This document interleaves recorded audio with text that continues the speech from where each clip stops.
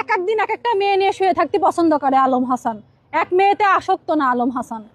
আলম হাসান এক একটা মেয়ে নিয়ে প্রত্যেকটা রাত কাটাতে পছন্দ করে। ও কখনোই কোনো মেয়ে নিয়ে সংসার করবে না। আমি বাচ্চা কাচ্চা নিতে চাই, আমি বিয়ের পরে পিরিয়ড হওয়ার পরে আমি আর ওষুধ খাইনি, ওর মা কাই বাচ্চা নিয়ে যাবে না।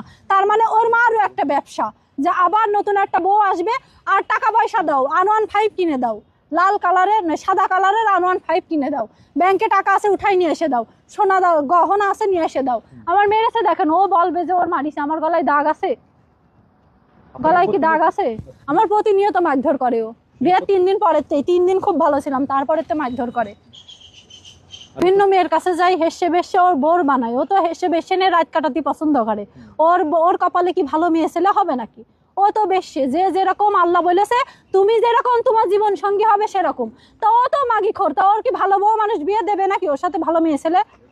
কিভাবে আশা করে ভালো মেয়ে বিয়ে করবো? কিভাবে আশা করে আপনারা বলেন? দেশের গরুর দুধ খায়, ও দেশের মেয়ে লোকের কাছে শুয়ে বেড়ায়। দুধ খাওয়ার কিসের দুধ খায় আপনারা বোঝেন না? মেয়ে লোকের কাছে শুয়ে বেড়ায়, সেই সব খায়।